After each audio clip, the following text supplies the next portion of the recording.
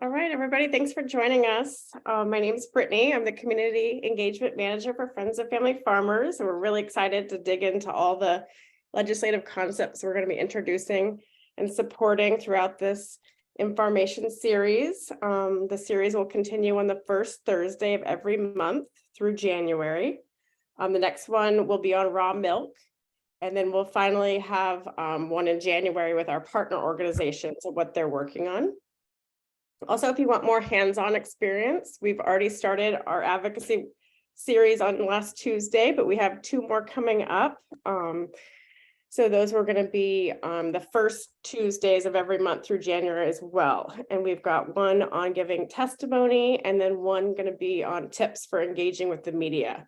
So we'll add those links in addition to any resources that we talked about tonight in the chat and then also in a follow-up email.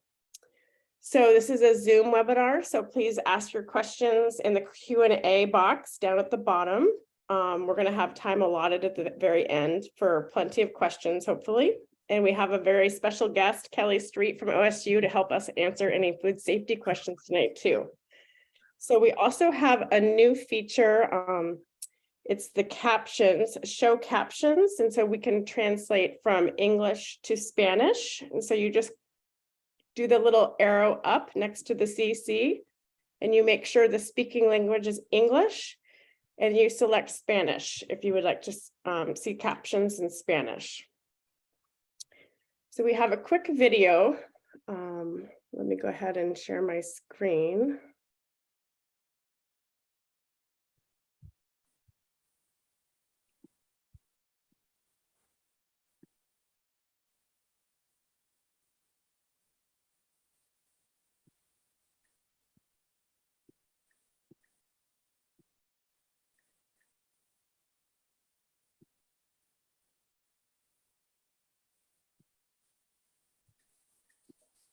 Sorry, it's doing some kind of strange. Can you see the screen? No, we can't see. Okay. Interesting. We just see your cute little face, Brittany. Well, that's not really going to cut it, but we're going to go ahead, and it seems to be a new situation here. I'm not going to, well, although I guess we're going to have to figure out the screen sharing for other folks. So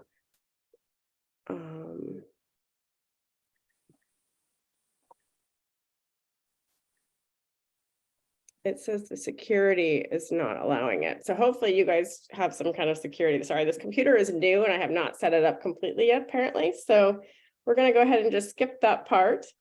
Hopefully everybody knows about FOF. I was going to show you a cute little video, but we're going to just send that to you tomorrow so you can view that on your own, and we're going to just jump right in. So Alice is here. She's the operations director for FOF, and she's going to be talking about how we developed this policy of the Farm Direct Marketing Bill edition. So go ahead, Alice, take it away. Hi, folks. Thanks for joining us tonight. My name is Alice. I'm one of the 2 co-directors of Friends of Family Farmers. And I just wanted to give you a little insight into how our policy creation process goes, so you know how we got to this point.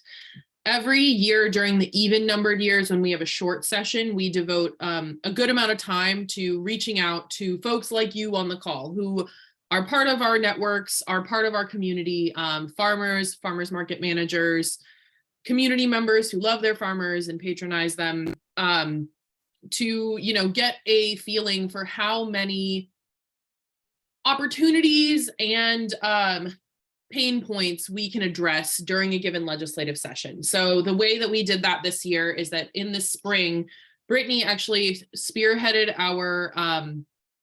our survey. We did what we call the Family Farm Survey, which goes out every 2 years. And this year we had over 500 respondents. So thank you so much to those of you who on the call might have filled that out.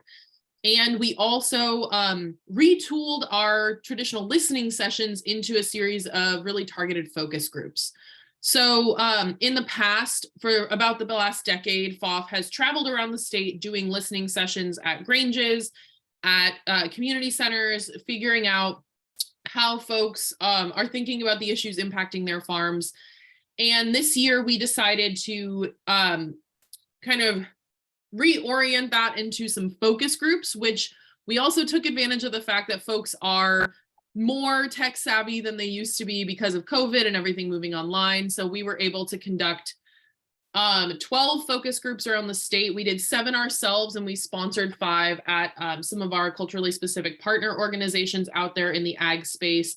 So I just want to shout out to Black Food Sovereignty Coalition, Seven Waters Canoe Family, the Next Door program, and Raices, their program, the Race Me Collective, and our friends at Kasama Farm, who did listening sessions for us in their communities and reported back on the threats, opportunities, pain points, and joys that they're experiencing right now. We also did 5 regional focus groups. We conducted one in Southern Oregon, Eastern Oregon, Central Oregon, Willamette Valley, and the coast. And then we had 2 statewide sessions, one in English and one in Spanish, to capture as much feedback as we could. And we were involved, as you're going to hear later, Anne, one of our panelists, was involved, and Friends of Family Farmers was involved in passing the original Farm Direct Marketing Law and the Farm Direct Producer Process Exemption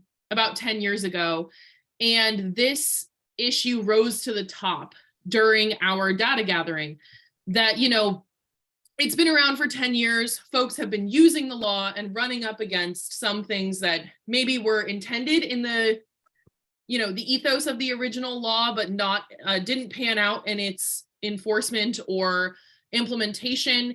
And there are things that we know now that we didn't know then. And it was one of the most progressive cottage food laws in the country at the time. And now we have seen in other states and in other contexts how these types of regulations can grow and change. And it's time to do an update. So then once we identified that as a focus for our 2023 legislative session, we started reaching out to some key stakeholders. We spoke with the Oregon Farmers Market Association. We attended the food hub group of the Oregon Community Food Systems Network. We reached out to farmers in our focus groups and through our survey who expressed some really strong views on this point. And we also talked to folks who were originally involved in passing the law, like Kelly Strait, like our farmer friend Ann on the call today, as well as Rebecca Landis and the other folks at OSU and ODA who have been in the thick of it with this law. And we have come up with a new proposal to improve upon what we already have. So I'm really excited for us to discuss this today, and I'll hand it back over to Brittany to introduce our next speaker. Yeah, so we have Ann Berblinger. She's the owner and operator of Gales Meadow Farm near Forest Grove. And she sells at a few farmers markets in Oregon, and her farm uses the Farm Direct Bill to sell their processed goods. She was also instrumental in helping with the original Farm Direct Marketing Law, so she's well versed in this topic. So she's here to talk about what the Farm Direct Law is, how it's used, and some of the limitations of the current law. So Ann, it's all you. Thanks, Brittany. It was really interesting to be involved in that committee that helped this bill come about. The real heroes of that committee are,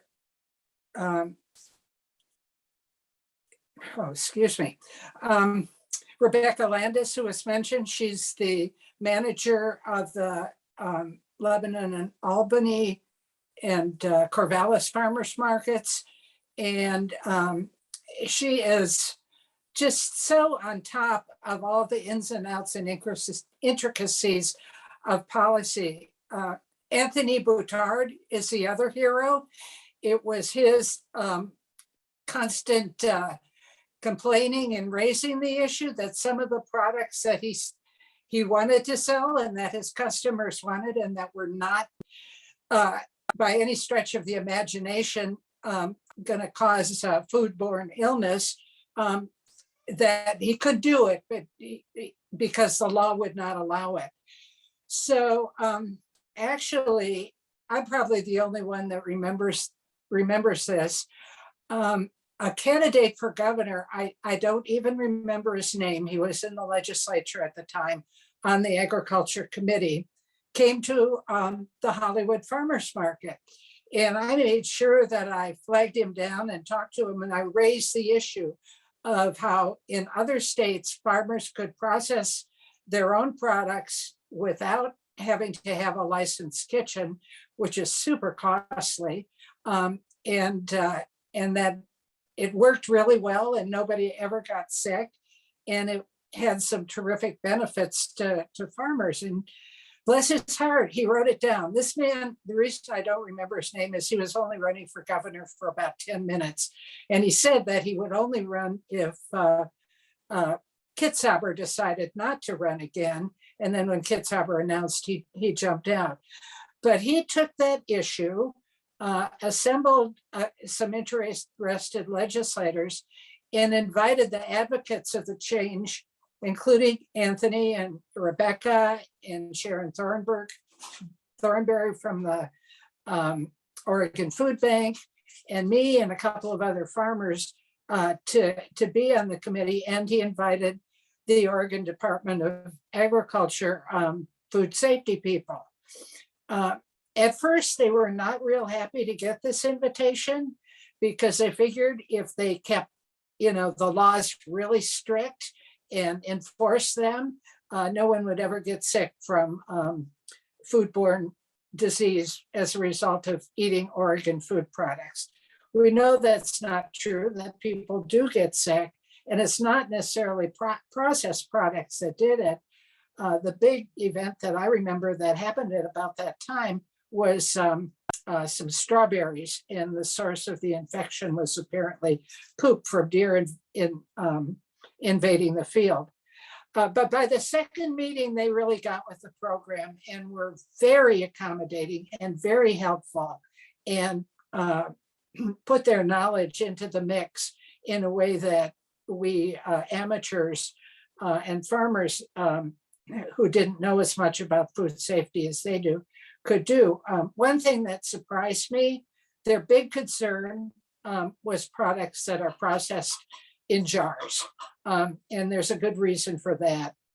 Products like that are not adequately acid, whose pH is too high, to be more technical, can allow the growth of the botulism bacteria. Now, the botulism bacteria is everywhere. It's probably on your fingers and hands right now. It's probably on the food that you either had for dinner or that you're cooking for your little kids right now, or that you're going to have for dinner. And the botulism bacteria by itself will not harm you. But if that bacteria is in an anaerobic environment, like inside a canning jar, it will produce a poison, and it's the poison that makes you sick and potentially will kill you. So they were very concerned about that, and there's some rules around what they call acidified foods, what I call pickles, that address that issue and that concern. There were other products that were talked about. What surprised me is they had no concern whatsoever about fermented products that were not put in a jar and processed, because apparently old-fashioned Jewish deli type pickles and sauerkraut are just incredibly safe. So they weren't worried about that. And then somewhere in between was an issue that is in this proposal, and that's dried products, herbs, herb mixes, and I presume things like dried tomatoes and dried hot peppers, which are two of the products that we produce. And then the other thing that was covered was the thing that Anthony Boutard from Ayers Creek was most concerned about, and that was producing his own cornmeal and other products from grain. So it wasn't just pickles, and we don't call it the Pickle Bill, we call it the Oregon Farm Direct Law, because it's been a law for 10 years or more now. and it was a bill when it was still in the legislature. So there's a number of reasons that this has been very helpful to us. Number one, it gives us a product to sell in winter.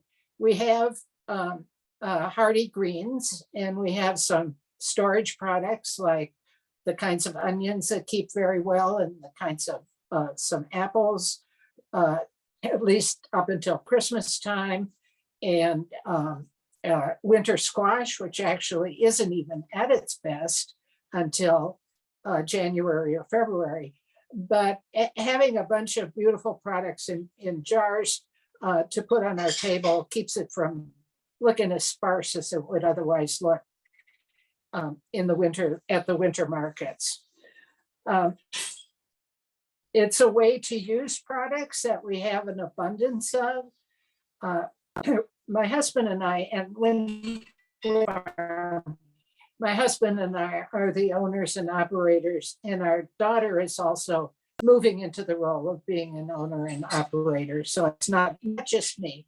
I just tend to be more talkative than either of them. So when we started,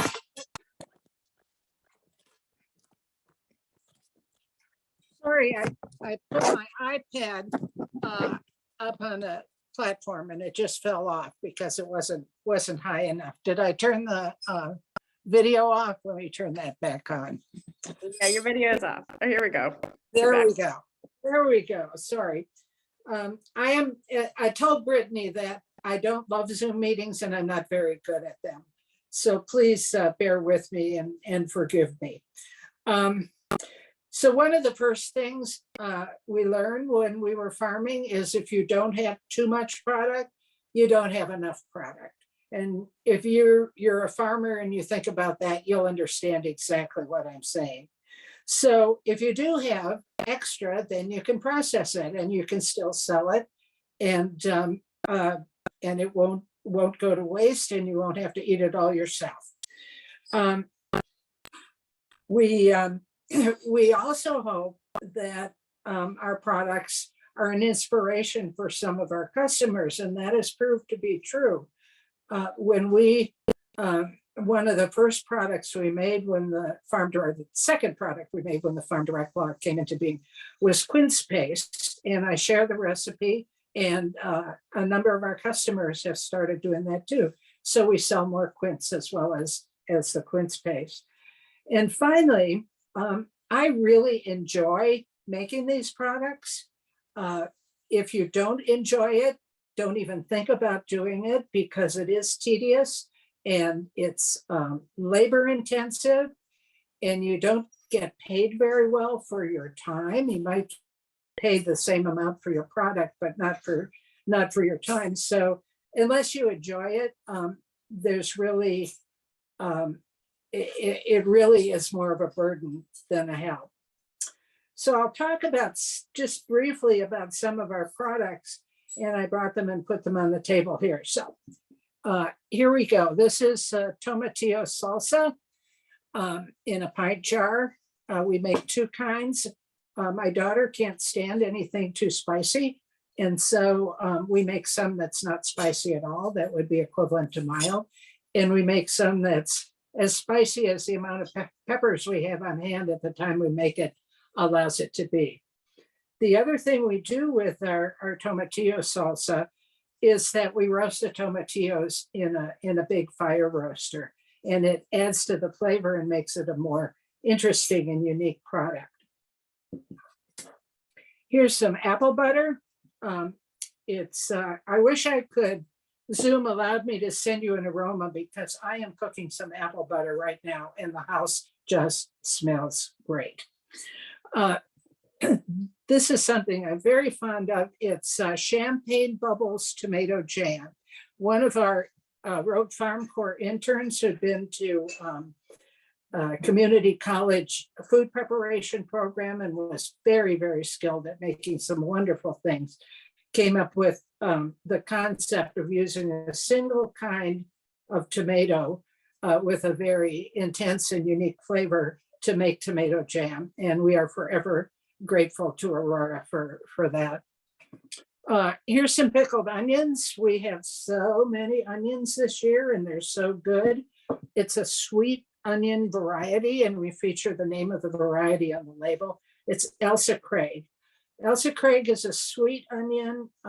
It tends to grow very large. As a matter of fact, the Guinness Book of Records largest onion ever harvested is an Elsa Craig onion. This happened in 2021, I think in Scotland, and it weighed 21 pounds. I can't even imagine what a 21-pound onion would look like. And I wonder if it would be really good.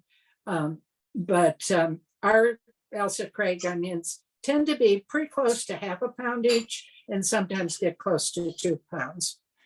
And then, we do make pickles. This is a traditional dill pickle, which also has sliced onions and several pickling spices, mustard seed, black peppercorns, allspice, and bay leaf. So those are just examples of some of the things that we make. I do want to mention one of the big issues, and that is pricing. As I said, making these products in your home kitchen with very little specialized equipment is labor intensive, and you got to pay yourself at least something for your time. So, which means that your product's going to cost at least twice as much as a generic product that's similar that you would get at the grocery store. So in order to inspire the customers to pay the price you need to get, it has to be a unique and delicious product. Your customers have to understand that it's an artisan product. And certainly people understand that a hand knit sweater is going to cost a lot more than a machine knit sweater. And there's a good reason for it. It's going to be better. It's going to be more beautiful. It'll be unique. And so you have to take those things into consideration. I think I have used up just about all my time. I have with me some of the tools and equipment that we use that some of which I was not familiar with when we started. And when I found out about them, I was so grateful. And I'll be happy to talk about those later. And I'm going to put the sheet that you sent me a link that can you talk about that for a moment? Sure. Sometimes it can be the law is a little complicated, and there's a lot of conditions you have to meet in order for your product to be legally sold directly to customers only.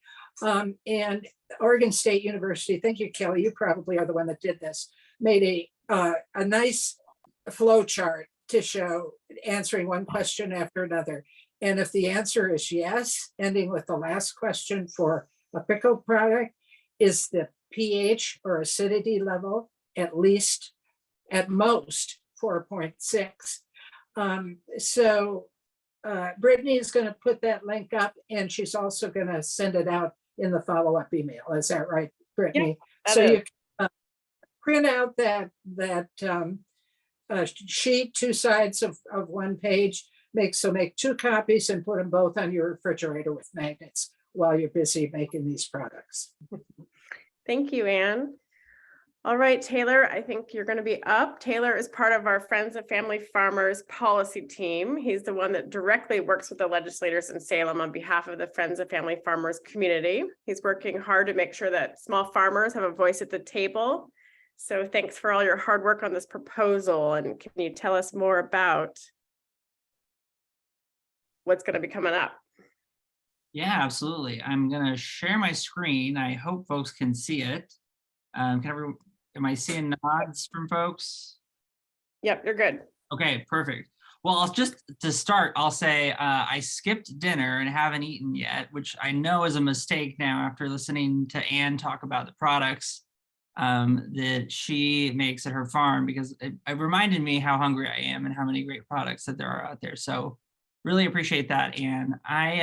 Like Brittany said, my name's Taylor Sarman. I use he, him pronouns, and really excited to be chatting with you all a little bit about some of the legislative proposals that FOF is going to be working on in 2023. I'll just say, as we're going through this, the legislature is a fluid beast, and things change and things get added, and we remove things.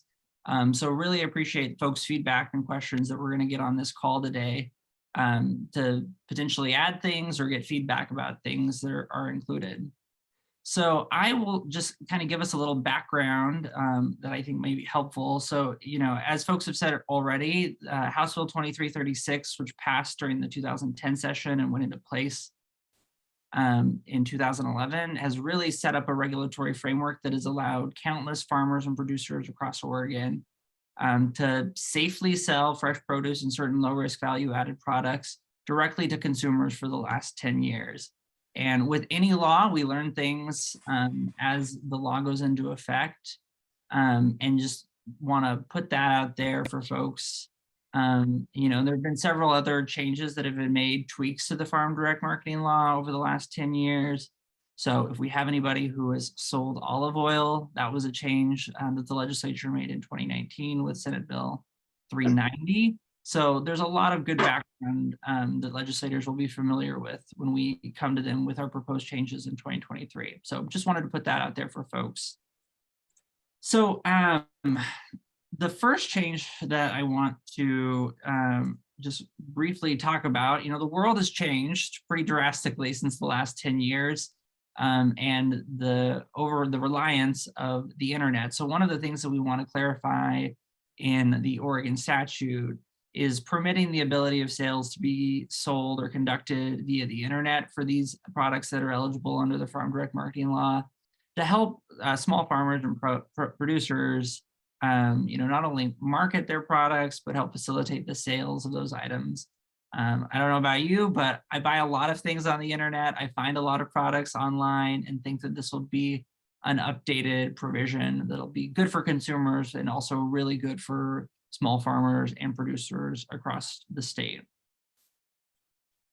The second thing, and I really just want to thank Caitlin, who you all will hear from later in our presentation, for helping us understand some of the interconnectedness with food hubs and other structures in that way that has really resulted in this second change, which is to allow a producer or a farmer explicitly to contract with a third-party entity for not only the facilitation of the sale of a product, the marketing of the products, and also the delivery of the products, which I know, as Anne was talking about, this really is a labor of love, and we want to do as much as we can in Oregon law to make it easier for you all to get your safe products safely to consumers, so that they're able to enjoy those items.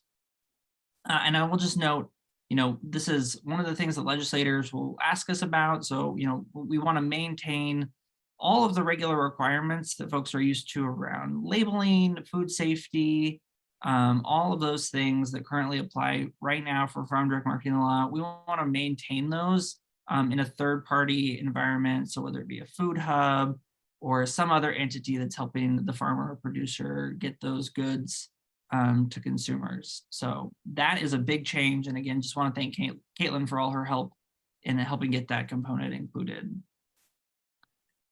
The third part of the proposal is really around expanding eligible items for consignment. This, as Alice discussed, was one of the big things that we learned in FOF's producer survey from folks about something that they wanted to see included. So allowing jams and jellies and other preserves to be sold on a consignment model safely, like I said, and then also acidified pickles, lacto-fermented products, dried fruits and vegetables, all of those things to just really make the robust consignment opportunities available. And then we'll also be asking the Oregon Department of Agriculture to assist with some rulemaking to help set up some standards for consignment to just maintain that food safety piece that I know all of us on this call want to keep top of mind. And then, similar, you heard me talk about olive oil getting added as an item for farm direct marketing law, or clarified as an item during 2019. We're really interested in making sure that we have a comprehensive list of other items and products that are safe to be sold under this current regulatory scheme. And that includes freeze-dried produce products, products that are steam canned. Tea and herb blends has been one that is really rose to the top of things that folks are interested in having included under the farm direct marketing law. Pasteurized juices, and a variety of other things as well that I think will get added in during the legislative process. So if there's an item that's not on this list that you think we should be considering, please don't hesitate to let us know so that we can get that into the queue for inclusion during the legislative session. And then I'll just note, the goal is to maintain all of the same farm direct marketing law requirements, that principal products are produced by the farmer as well. A couple other things that have come up that I think are going to be important considerations to include in the policy proposal in 2023 is around approved recipes. That has been some feedback. I think I heard this from Anne, and I've heard this from other producers about setting up an appropriate process for the recipes that are being adopted at the agency to be used, and making sure there's some flexibility, especially for, I know, folks who've had recipes in their families for decades that folks have safely consumed. We want to figure out a regulatory fix for folks to be able to use those recipes when it's safe to do so for consumers and for producers.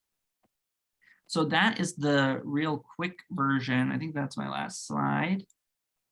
It is. That's a real quick high level of what we have included in the legislative proposal for 2023. I'll just close again by reiterating, the legislative process, it ebbs and it flows. And so there's nothing that we've walked through today is necessarily definitive. We can definitely make changes throughout the legislative process. And I think that's part of the reason that FOF has pulled this together, is to get that feedback and incorporate it into potential proposals going forward as well. Taylor, can you kind of talk about the timeline of what it looks like from now until the end? Yeah, absolutely. So as folks may be aware, the legislature meets annually, and every odd numbered year it meets for 165 days, which is called the long session. And we're coming up on a long session that we'll go into in, it'll probably officially start in February, but the legislature will come in to do some organization the week of January 17th. That's the first time that the bill language will probably be made available to a broad group of stakeholders. Everybody, it'll become public. It'll go on the internet that week. And then there's several deadlines between that February 1st when the legislature gets in to about early July when the legislature will adjourn. And so there'll be committee hearings, at least 2, potentially more, from that February to early July timeline, where legislators will be hearing about these proposals. We'll want to make sure they hear directly from producers about why the legislative concept or proposal is important. And then the goal is to get a bill signed by early July and then signed by the governor, and the hope is for it to take effect in the year of 2023, so that for folks who are currently facing some barrier to the current law, those can go into effect immediately. And then I have a whole calendar that I'll pop into the chat that may be helpful for folks to see, that just walks through all of the other small little deadlines and hurdles that we'll have to jump over through the 2023 session to get this thing done. Great. And another plug for the advocacy workshop, which is December 6th. And that's going to be all about giving testimony, which is either written or oral. So that will be super helpful in this process, because we have quick turnovers of farmers needing to provide testimony for these kind of proposals. So great. Well, thank you, Taylor. Well, I'm sure people will have questions for you at the end. But next up, we're gonna have Caitlin join us, and she's the Food Partnerships Manager for North Coast Food Web. And she's a wealth of knowledge on this Farm Direct bill because she works directly with the farmer selling their product through an online farmers market platform. And as we've heard, and we know online sales for farmers have increased in recent years. So we would love for her to talk about how this proposal would benefit a structure like the ones that they have on the coast. Thank you so much for being here, Caitlin. Thanks. So happy to be here. And thanks to you guys, Brittany and Taylor and Heather and everyone at FOF for your support. This is really exciting. I'm going to try to share my little slideshow. One second.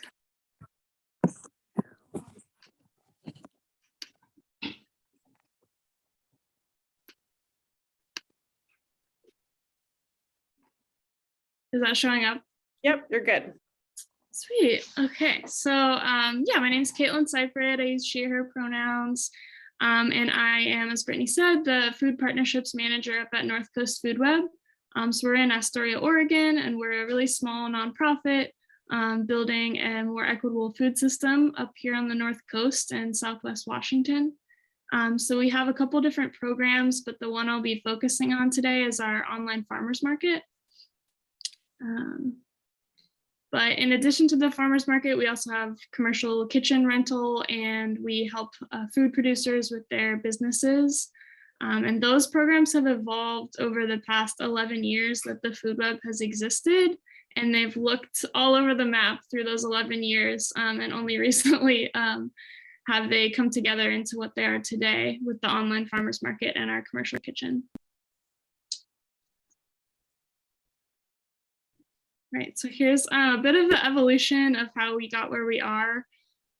Before my time at the Food Web, there was a farmers market in Astoria that was volunteer run by the Food Web. And so that was brought on because producers, farmers in the area needed a place to sell their products that wasn't being met by other markets in the region. So they created this farmers market, and that ran for a few years. That was a traditional in-person farmers market. But at some point that became too difficult. There wasn't enough support. Some volunteers shifted in and out of the program. And so that farmers market closed down. And when I joined the Food Web a couple of years ago, the program was just a farm stand in our office in Astoria. It was a very weird farm stand. It was like a community, basically kind of like a consignment booth style community farm stand one day a week, where farmers and food producers would bring their products to our office. We had a couple volunteers that would help sell those products, and the farmers could also be there if they needed to. It was really low tech. It was all cash or check to the individual farmer. And it was in the middle of the day on a Thursday, so we weren't drawing in a ton of people. It wasn't very accessible. But it was really low maintenance, and it worked for a couple of years, and it served a purpose for a few vendors that didn't have other sales outlets. But obviously everything changed for a lot of organizations during the pandemic. So in 2020, this farm stand model wasn't safe anymore. So we transitioned to an online marketplace, which is now called the North Coast Online Farmers Market. And we are now essentially a food hub in our region. So we have a much more robust program. We aggregate products from vendors in our region, and customers order those products online. We pack them and distribute them to customers. So if you're imagining a farmer's market, but everything is working online, and you come up and pick up your box of products from all these different vendors at one time. And we have farmers, we have ranchers, we have foragers, we have fish, and then we have lots of value added products as well. So it's now very robust. We've had this year about 40 to 50 different vendors participating in the online farmers market, and it's continuing to grow. So because of this slow transition, and because of the weird model that we're using as this kind of online food hub, we've had quite the run-in with like licensing, trying to figure out what licensing our farmers need in order to sell with us has been difficult because we are just weird. We're just very weird. So I've had a great relationship with our local ODA representative, Barb Kripe. She's awesome. And I started talking to her 3 years ago when we had the farm stand to make sure that we were in the clear with everything that was being sold in the office. And that continues to today, to make sure that all of our vendors have the correct licensing to sell what they can. So that looked different 2 years ago when the pandemic hit and we pivoted really quickly. A lot of our products were kind of grandfathered in, and I worked with, again, our ODA representative to see what farmers could still sell with us, because the Farm Direct Bill is really clear about when a farmer is standing at the farmer's market and they're selling that jelly, that jam, the pickles that they made from the products on their farm, that is allowed if they're following certain guidelines and recipes and such under the Farm Direct Bill, that they won't need the extra layers of licensing and they won't need the extra commercial kitchen or equipment in a lot of cases. So it's an amazing exception. But when we have this online model and the farmer is handing us the products and then we are holding them for a couple of hours and handing that to the customer, that all gets kind of weird and tricky. But in most cases, those same pickles that the farmer could sell at the farmer's market, they're handing it to us in the morning, and we're handing it to the customer 3 or 4 hours later in the afternoon. So the separation is not that great from a traditional farmer's market, but there is we're the middleman in that situation. So for a while, we were still allowed to sell farm direct value-added products from our farmers, like the pickles, jam, jelly. I have some examples in here. Let's see.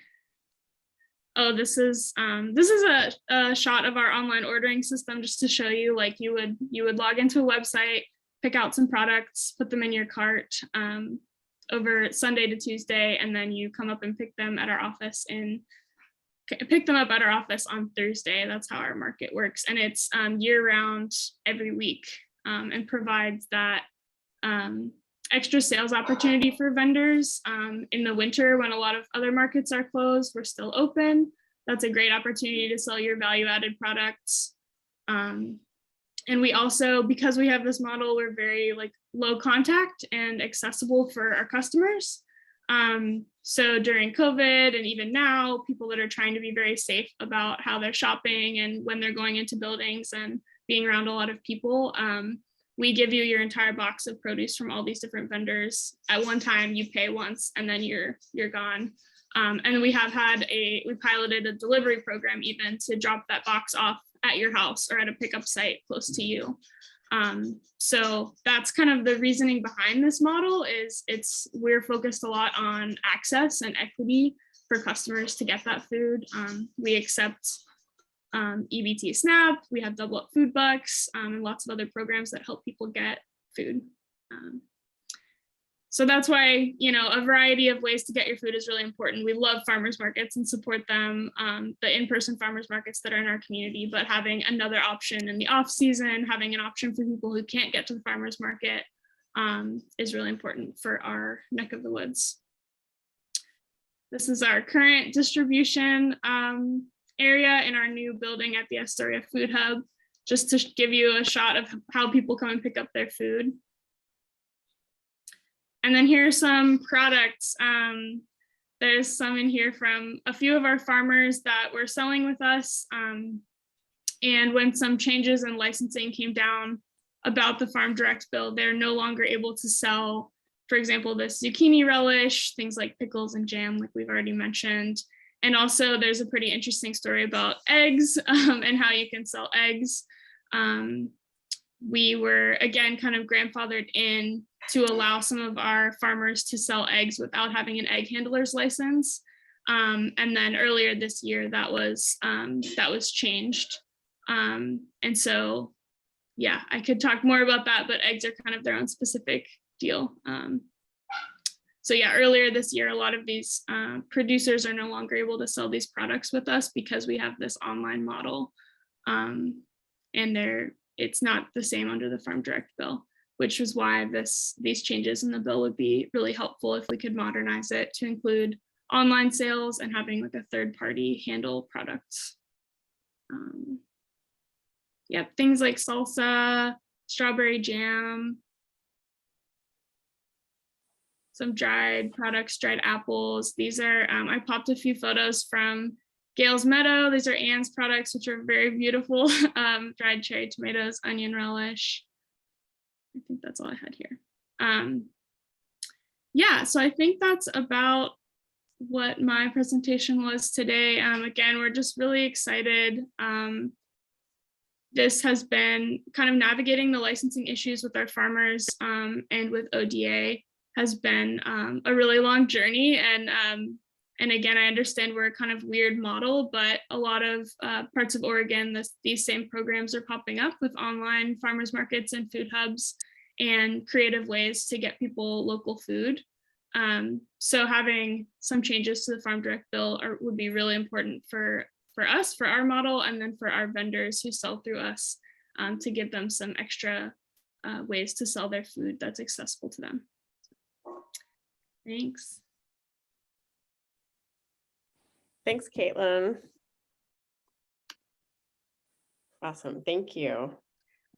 All right, Alice, if you want to pop on and say a few words. Yeah. So my job now is to talk about next steps and how folks can be involved in the process. I think that the most important thing that you can do is to keep updated with our campaign and to be ready to take action when we inevitably have a hearing in our first committee and our second chamber committee, and then if when this bill gets a floor vote. So the reason that it's so important to be up to date, and I think that the best way to do that on this particular bill is to sign up for our newsletter, or to there's no bill number yet, but there will be when the session starts on January 17th. And you can set alerts through the Oregon legislature website to get alerts when that bill has any action on it, when a work session is scheduled, when it has a hearing, when there's going to be a vote of that kind.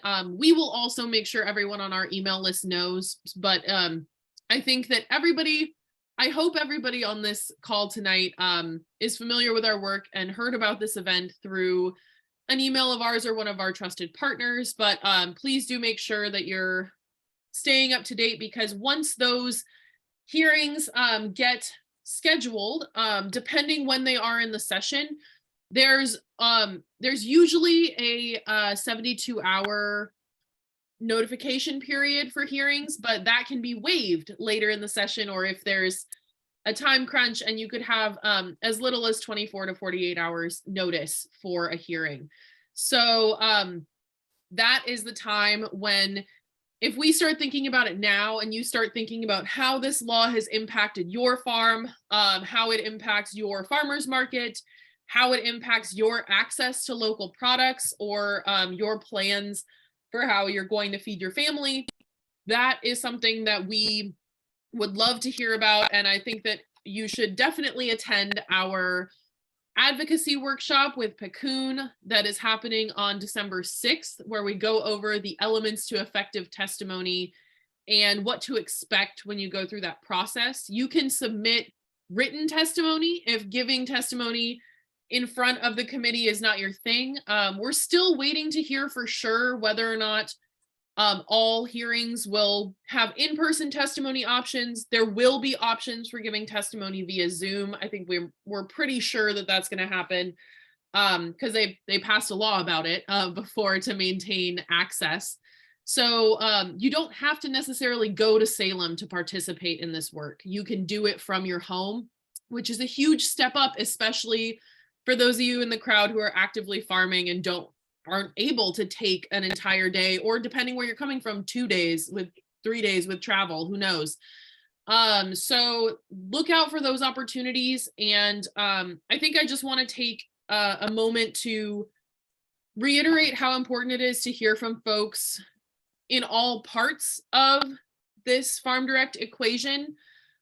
For example, like it would be really, really important for us to hear from folks like Anne about how this has helped her farm business extend their season, get through the winter, have new sales opportunities during the colder, less productive months, also reducing waste, and setting herself apart from other small farms at the farmers market. It's a way to really build your brand and differentiate your business and spark, like she was saying, spark that knowledge in your customer base about what you can do with these amazing products that are coming out of Oregon farms. And then we really want to hear from people like Caitlin, who are really like on the front lines of trying to make local food more accessible and doing the nuts and bolts of it to make sales outlets more open to local farmers and to make sure that it's easier for the people in her community to find food that aligns with their values. And then we also want to hear from, I'm going to call you out, Heather, from people like Heather who really love farmers markets and the Farm Direct products that we have talked about tonight in all of our meetings. Heather, who's also with Mahoney and Public Affairs, our lobbying firm, has been talking about how much she enjoys the local products as well as the raw milk that we're going to talk about in our next session. Don't worry, we'll get to that. That's on December 8th, in case you are interested. We're going to be talking about our raw milk proposal. But knowing what it means to your customers as a farmer and as a legislator, not everyone is a farmer, but knowing that it matters to every person in their district for a different reason is really, really important in raising the profile of something like this and making it something to go out on a limb for.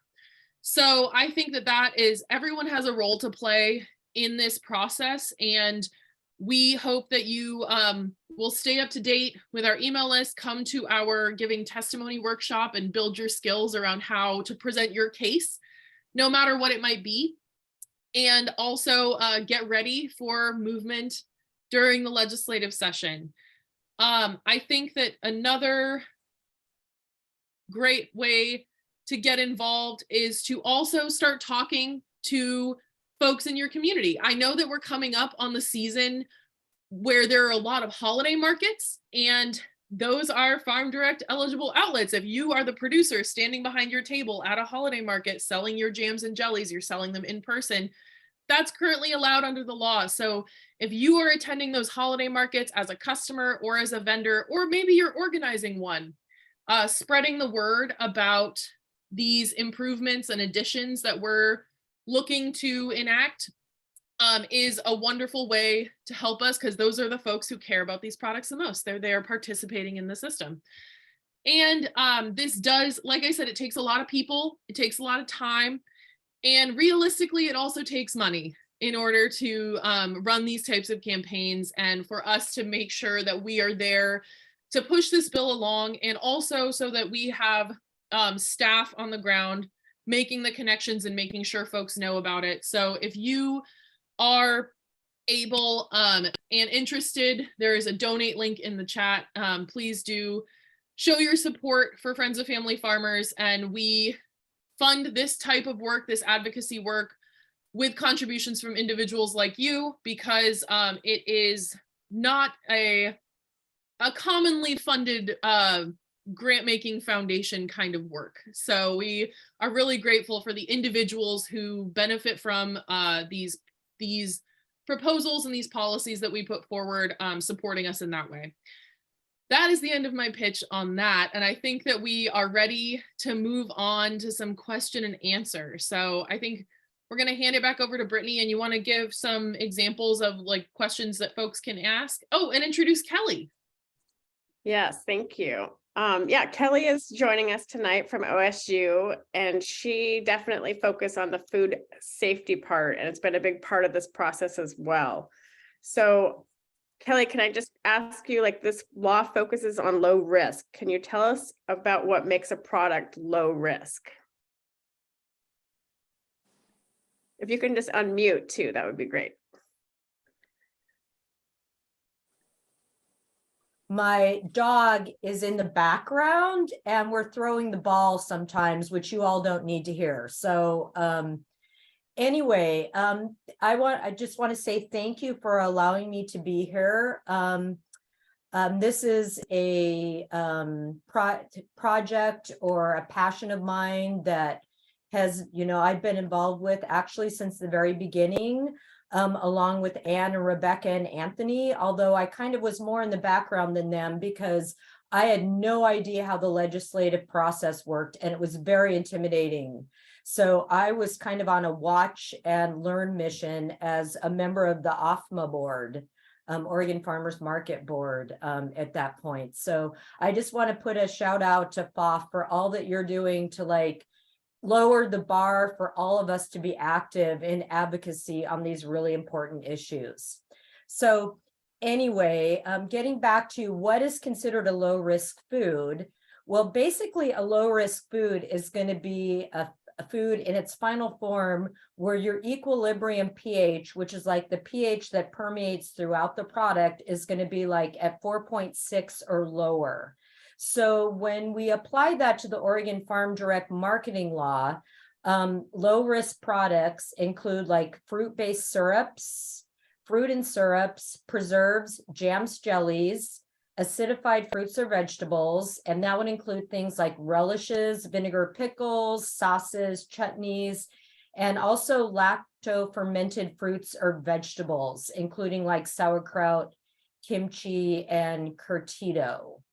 So, and then along with another piece that's written into the law is that we want to prepare all of these foods or process them in a clean and sanitary manner. So in, really brief Cliff Note version, that's what it is. And the link that Brittany put in the chat about the publication that OSU put together that I am one of the co-authors on, explains that in a little bit more detail. Plus, I will also say to all of you to kind of prepare for this, I put together a cheat sheet of resources and I will forward that to Brittany that has like links that refer to questions that I've gotten from folks around applying the Farm Direct law. So we'll make that available to folks as well. Thanks, Kelly. Could you also address the extra safety measures that must be followed when producing an acidified food product for sale under the Farm Direct marketing law?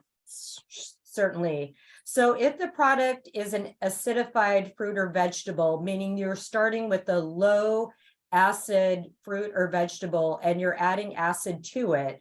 So again, this would be products like relishes, vinegar pickles, sauces, chutneys.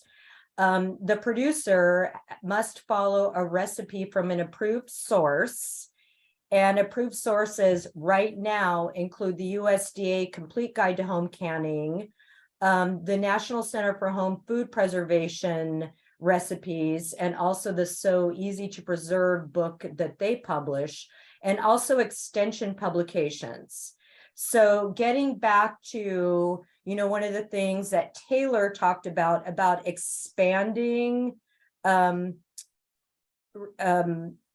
doing a fix to allow like family recipes to be included as part of this. Right now, what needs to happen is, let's say you've got a killer salsa recipe and all of your friends and family are saying, you need to sell that. And you go online and your recipe is different from everything that's posted as an approved recipe. So you can still produce that product, but you've got an extra hoop to jump through in that you have to submit a copy of that recipe to a recognized process authority to be able to approve that before you produce it for sale under the Farm Direct exemption. And also any acidified products that you're producing for sale under the Oregon Farm Direct law, you need to batch test, a jar out of each of the batches that you produce. And ODA also requires that you maintain pH records for those foods as well, and that you keep those on file for, I think it's 3 years is what the law specifies.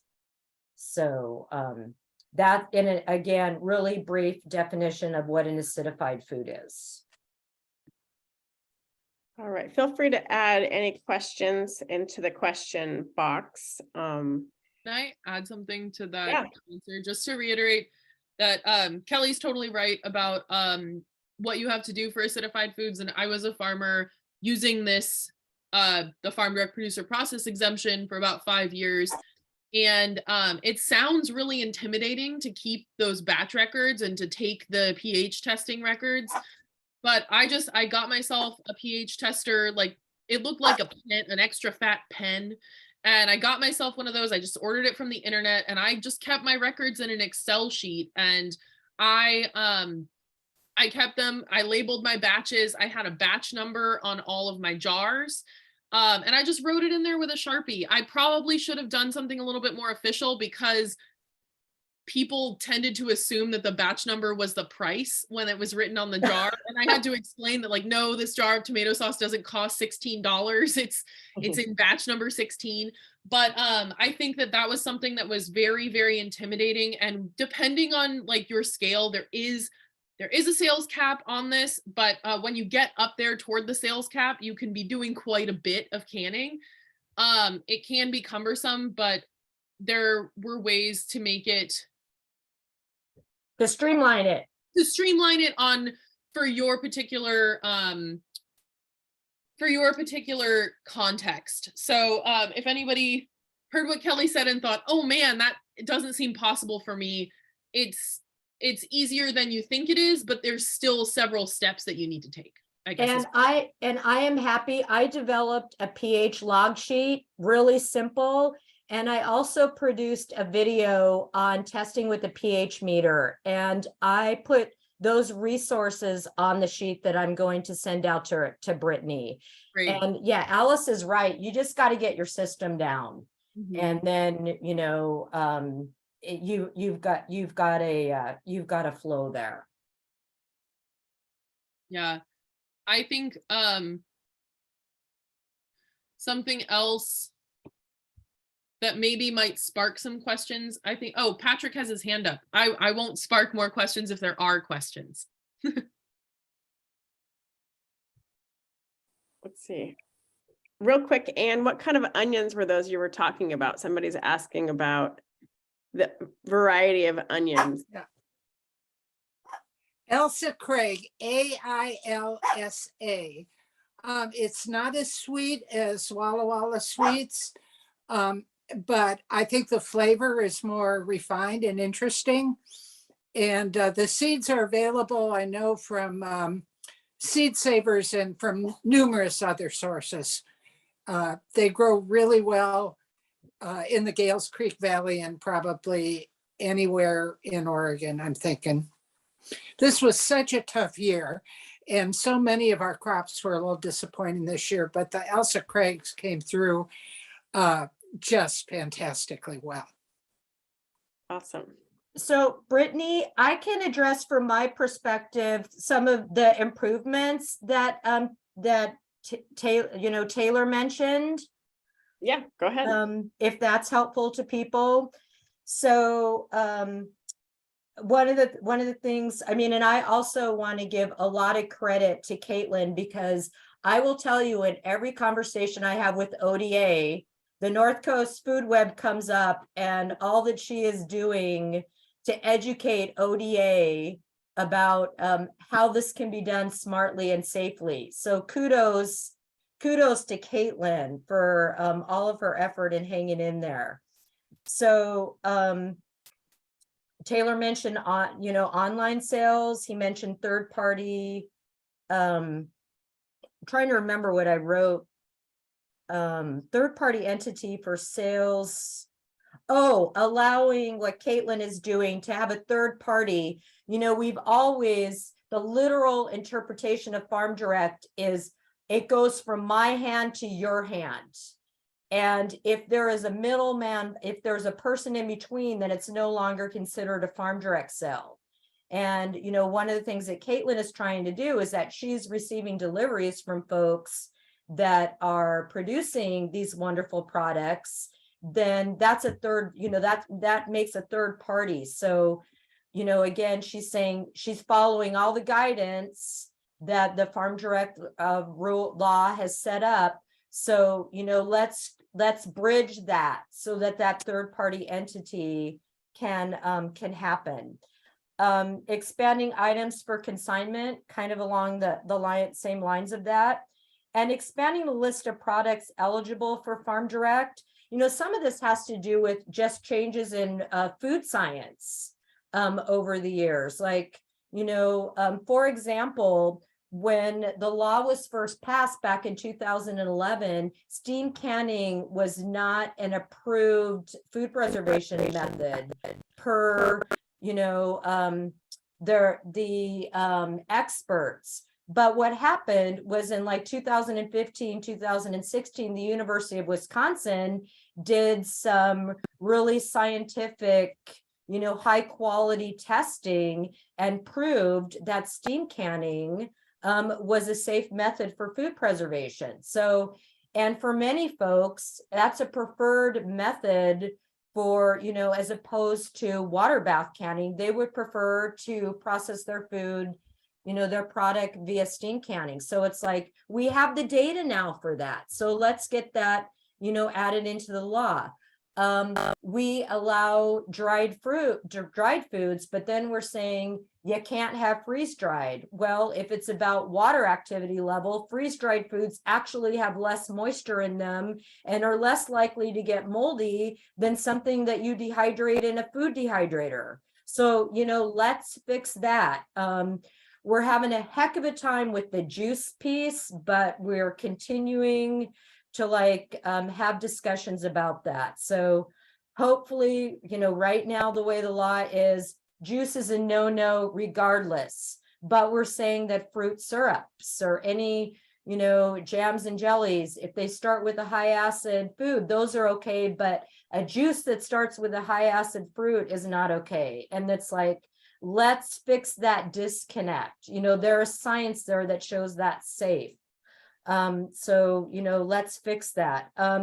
I get, several phone calls a year from people about the family recipe thing, and again, let's provide some guidance for folks that's not so cumbersome about getting their family recipes approved, if they're safe, if they would like to sell them, under the Farm Direct. So those are just a few comments that came to mind for me as we were talking earlier.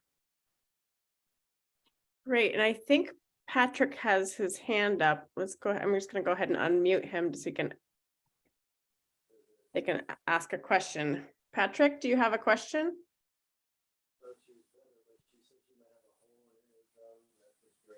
You can unmute. Okay, I see. All right, well, I don't know if you can see me. Just all I see is my name now.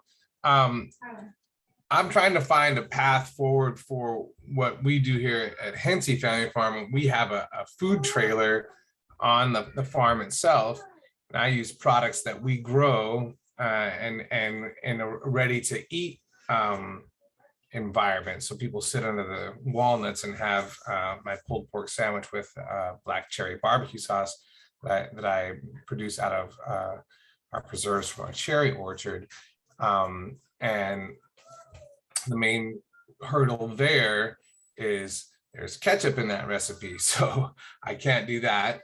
And then I make a barbecue chicken sandwich with a honey chipotle barbecue sauce because we've got a beekeeper on the back 40. But there's ketchup in that. And then the last one is I do sweet potato fries with a blueberry ketchup.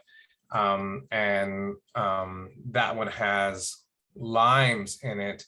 And then we don't grow ginger, so I have to rely on a farm down River Road that does grow ginger. It seems like my only way forward is a co-packer. I don't have the money for that. We're barely getting by. But if I had, they used to say, if I had a nickel if I had $5 for every time someone wanted to buy my sauce, I'd have a lot of money. So what's the way forward for someone like myself? Well, if you produce the ketchup yourself and then use that ketchup in your product, that's one way that you could do that. Basically, if you're selling, ready to eat prepared foods out of your trailer, that requires some restaurant licensing to be able to do Yeah, I that. got all that. Um, We're a licensed mobile food unit, but they also won't let that be a licensed commercial kitchen for the farm, which is bizarre, but that's apparently a thing. I've worked in the Seattle restaurant scene for 20 some odd years, and my little cook shack at Hensley Farm is probably one of the more hygienic kitchens I've ever worked in. I'm on a farm, so I'm super paranoid about critters. So it is I've got nothing but the most exemplary reviews, pandemic and everything notwithstanding. They weren't inspecting throughout all of it, but just if I wouldn't serve my kids out of it, I'm not gonna feed anybody. So Patrick, we're talking about the Oregon Farm Direct marketing law here, but I am happy to I don't know all the answers to your questions about your kitchen certification, but I'm happy to try to refer you to the right person if that would be helpful for you. So just you can feel free to contact me, offline. Okay. Thanks, Kelly. Certainly. Does anybody else have any questions? Taylor, do you have anything else, last minute things to add? Yeah, go ahead.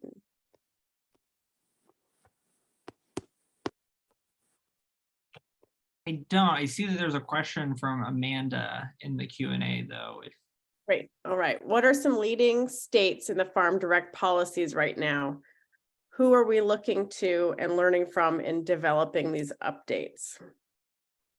That is a great question. So what I'm going to tell you to date, what I have just done recently, and to be able to provide some guidance around how to frame some of our arguments that we're going to want to take forth, is I've just been trolling websites. But I will tell you that if you're talking cooperative extension websites, Cornell tends to be really progressive. Penn State tends to be pretty progressive. University of Wisconsin, they seem to be pretty forward thinking. So those are three universities right off the top of my head that I can name. And then Brittany, maybe I could take a stab at this as well for some of just the laws that we've been looking at. It's a real great question, Amanda, and I think that there's no one set state, right, that has necessarily the best model, because I think, as you've heard folks on this call talk about the food safety component, we want to make sure is important in Oregon's farm direct marketing law, like other states have. But to just give you two states that have kind of, I think, have some really interesting laws or regulations that run on both ends of the political spectrum. So, we looked at Wyoming, which has a very relaxed regulatory model. Very relaxed is probably an understatement about their provisions, but certainly allow more flexibility for producers, have higher sales limits, and you don't require licensure or any of those types of things. So that's one model that we've looked at. There's pros and cons to that, obviously. But I think our neighbors down south in California have also done a lot of really interesting work around, not only their farm direct marketing law, but their cottage food laws as well, micro enterprise kitchens. And they've kind of done a good job of balancing how do we support small producers and empower consumers who want to take advantage of these products and build in, the necessary safety mechanisms and regulatory frameworks. So that's just two states. California certainly on the more liberal end in terms of political ideology, Wyoming probably on the other end. And I think the provisions that FOF and others are asking for in the 2023 session probably is somewhere in the middle of that in terms of, a policy framework to move forward. Okay, we have another question. Are you allowed to freeze fruits and sell them, like leftover grapes, raspberries, blackberries, tomatoes, etc.? Unfortunately, no, because right now, no, because freezing is considered a form of processing. So it's been confusing because over the years, depending on what expert you talk to, you got a different message. But this year, I really got clarification that frozen fruits and vegetables are not currently allowed under Farm Direct. But I certainly think that that's another thing to add to the list if it's not already on the list.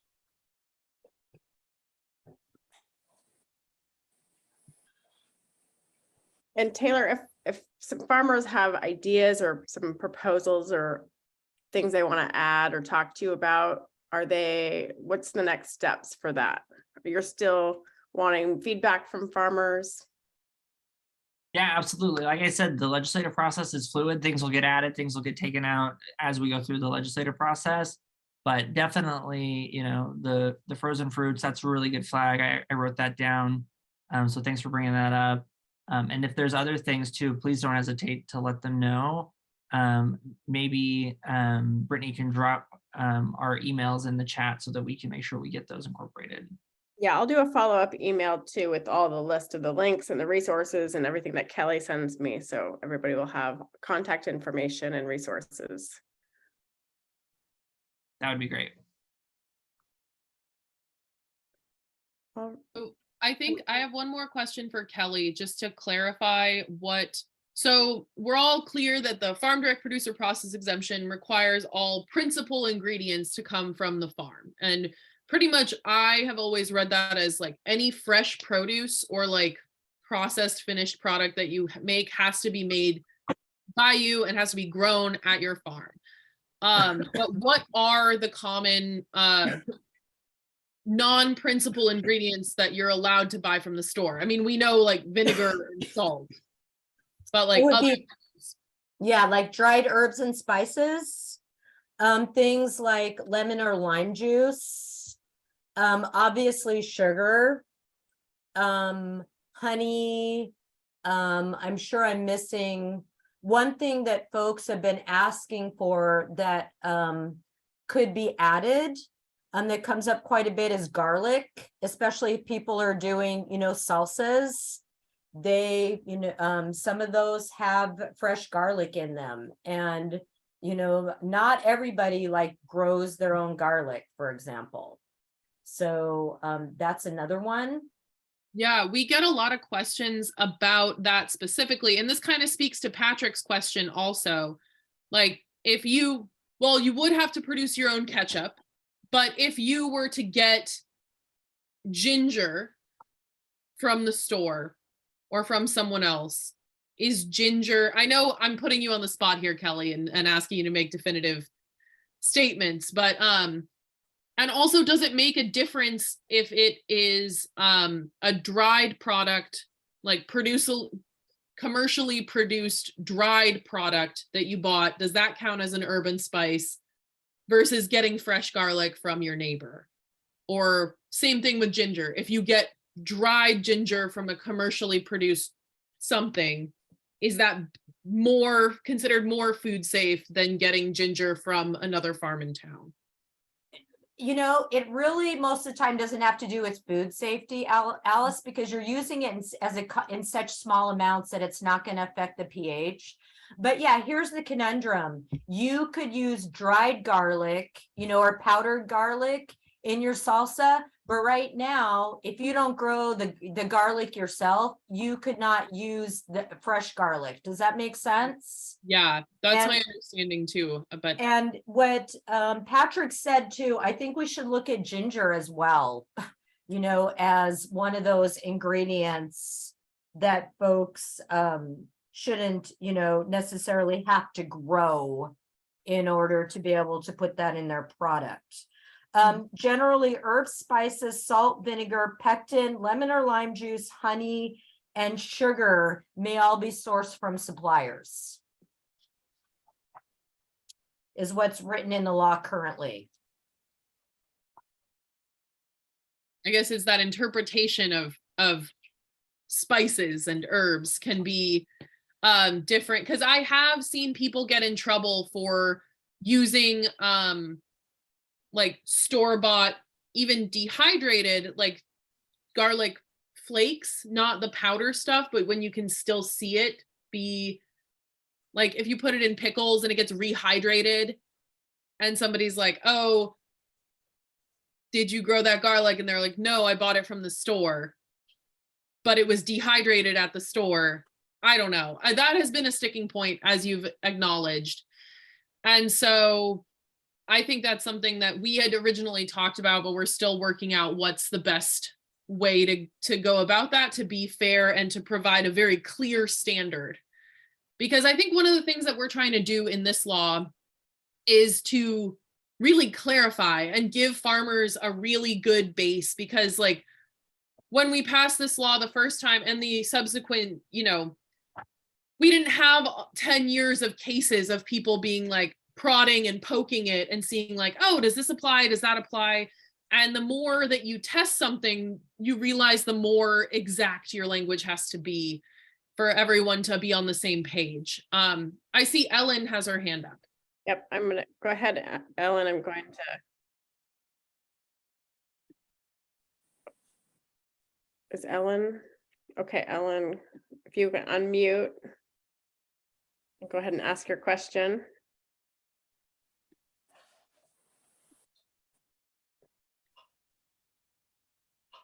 Ellen, are you able to unmute? Okay, go ahead. Can you hear me now? Yep. Oh, so I was just curious about sourdough starter and why that is not allowed. Because it's not a lacto fermented food. So that would be under the home baking bill, which is a separate bill from the farm direct producer process exemption, which we have chosen not to go into because it was too complicated when we looked at it. Okay. I'm Is that sorry. going to be coming up in the future? There is a lot of desire to make some changes there, but we're going a baby steps approach, and it's on the table for the future. And I'm really happy people continue to bring it up. And the more you bring it up, the more we have to look into how to fix that too. Okay, we'll keep our eyes open. Thank you. Thanks, Ellen. All right. Well, thank you, everybody. We're coming up on time, and we really appreciate you being on here, Caitlin, Ann, Kelly, Taylor. It was really informative, and we're going to send out the recording to everybody. And please stay in touch. You're definitely going to be able to be involved in this whole process. It's going to be a long journey, but we're all in it together. So you'll definitely be hearing from us. And again, really do come to that December advocacy workshop on how to give testimony. That's going to be the very important piece to this puzzle for having farmers get involved. And it's really essential. So yeah, we will definitely follow up with all these resources that we talked about. And unless anybody else has any last minute things to say, we really appreciate your time tonight.